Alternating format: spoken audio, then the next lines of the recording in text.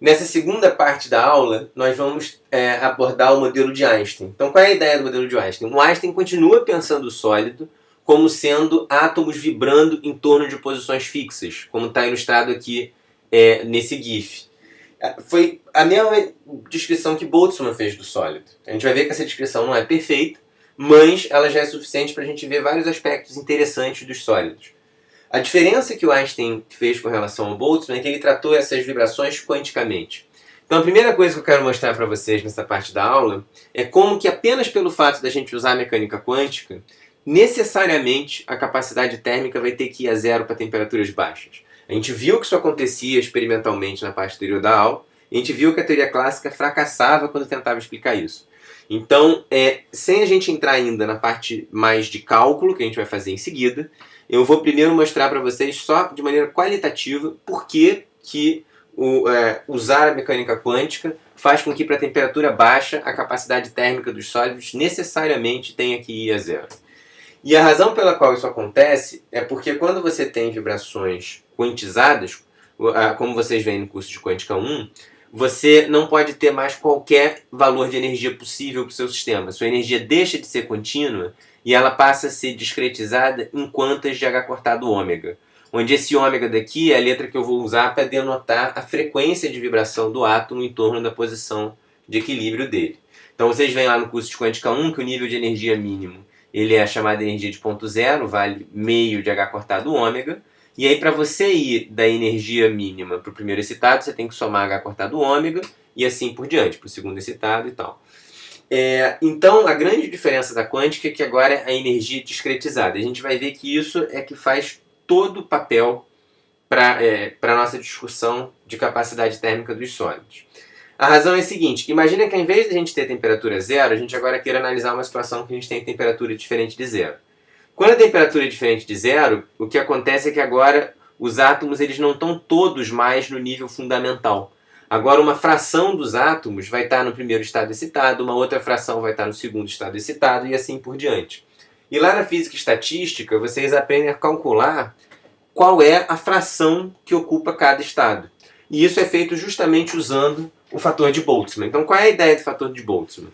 Se eu tenho um estado I que tem uma energia EI, e se eu tenho um estado J que tem uma energia EJ, para eu calcular a razão entre a ocupação, entre o número de pessoas que está no estado I e o número de átomos que está no estado J, eu preciso apenas calcular o fator de Boltzmann, que é a exponencial de menos a diferença de energia entre os estados sobre kT.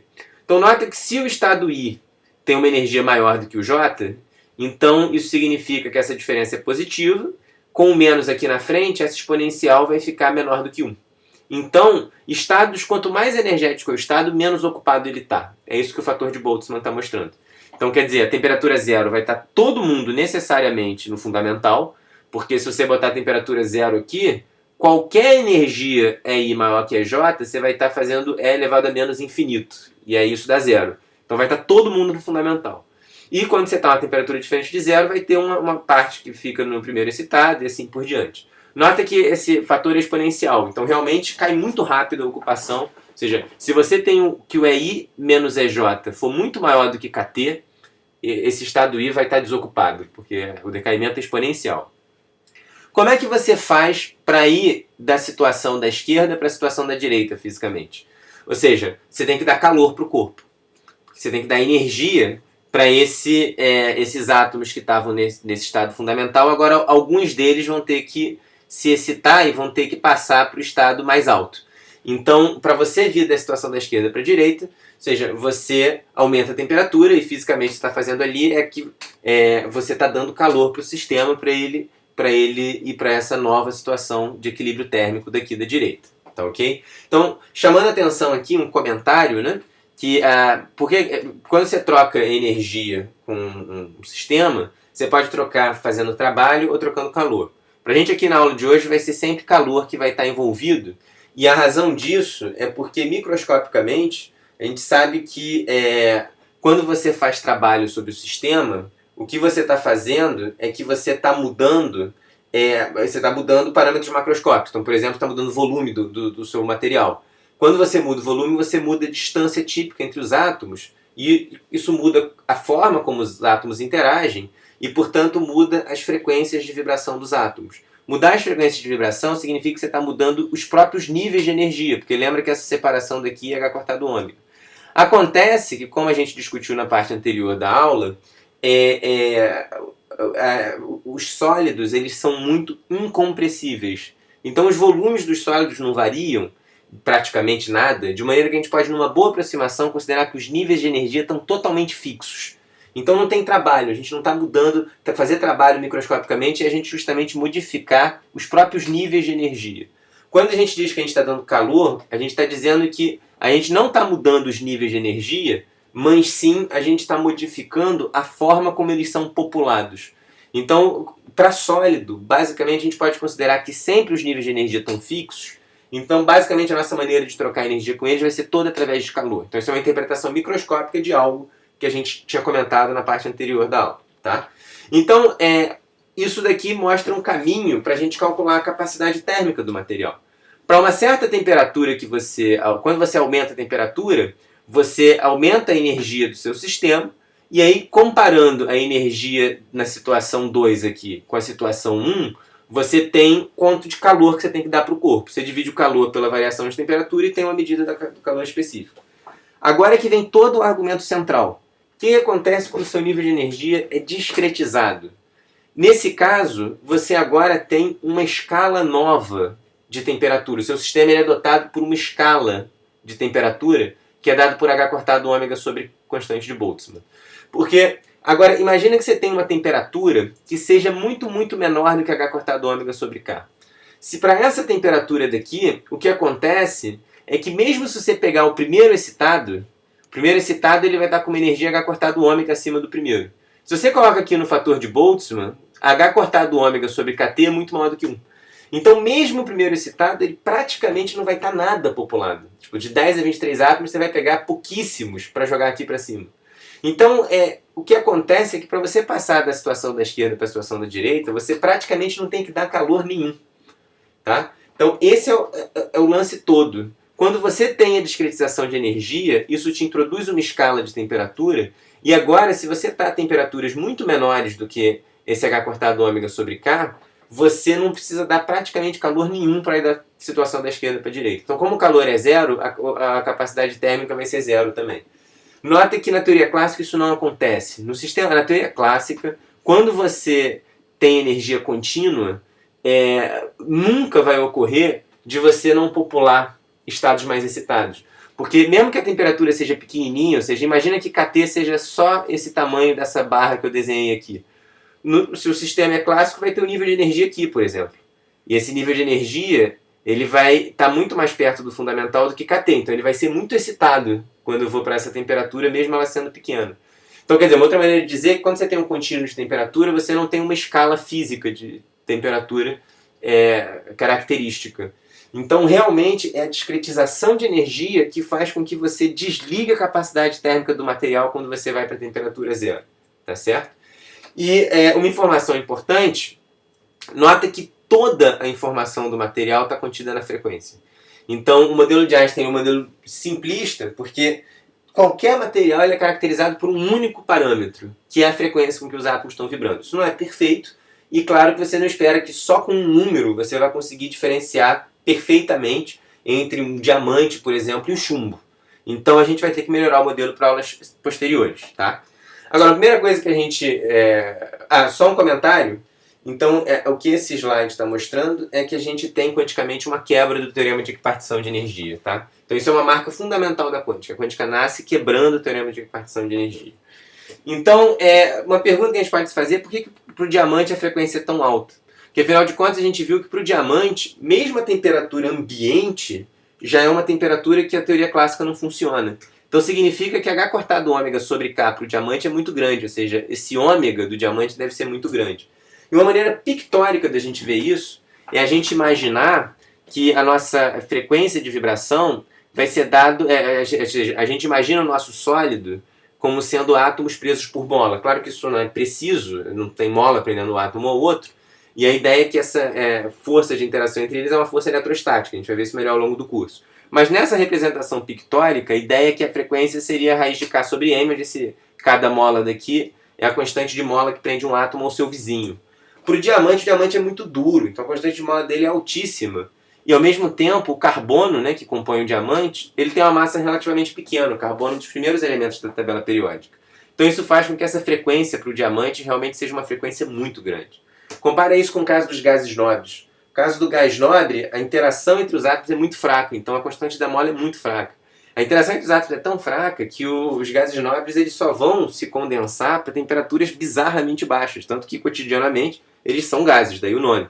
Agora, quando a gente tem um cada mola muito baixinho, a frequência é baixa, e aí realmente para você quebrar a temperatura, a descrição clássica, você tem que ir para uma temperatura muito baixa.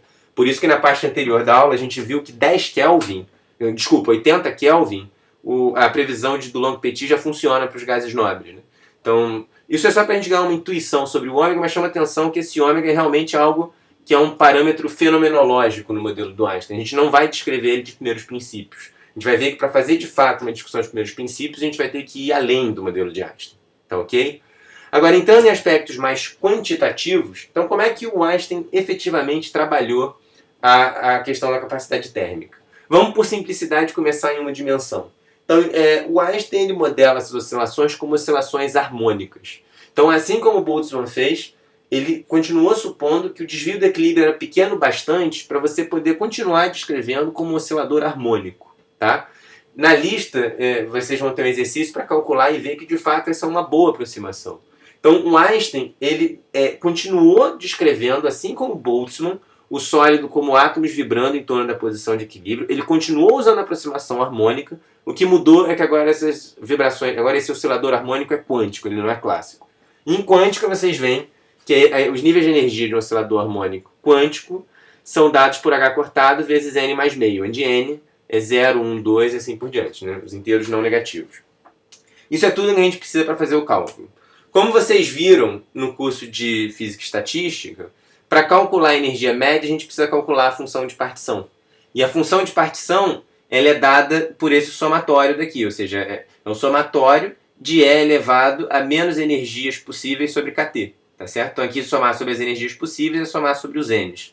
Tá? Então esse é o somatório que deve ser feito. Como que a gente faz esse somatório? Bom, se você fatorar esse E elevado a menos H cortado ômega sobre KT, você vê que tudo que sobra aqui dentro é um somatório de uma PG. E a razão dessa PG você pode verificar que é menor do que 1. Então o somatório de PG a gente sabe fazer analiticamente, de modo que esse somatório daqui vai dar simplesmente 1 sobre 1 menos E elevado a menos H cortado ômega sobre KT. Tá ok?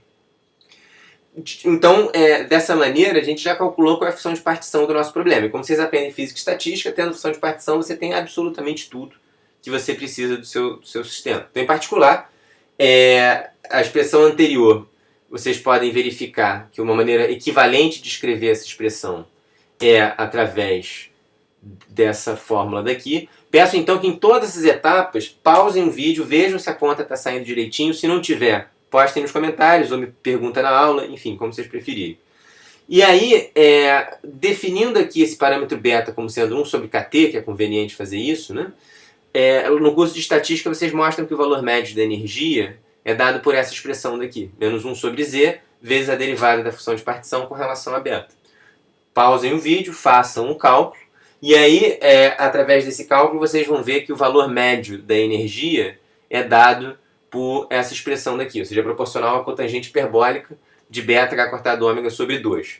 A capacidade térmica é obtida ao derivar a energia média como função da temperatura, como a gente comentou na parte anterior da aula. Então agora a gente tem tudo que é necessário para fazer o cálculo. Uma forma equivalente de escrever essa expressão em termos de beta, para facilitar o cálculo, é essa que está aqui à direita. Novamente, pausem o vídeo, verifiquem que esse cálculo está direitinho e me perguntem qualquer dúvida que apareça.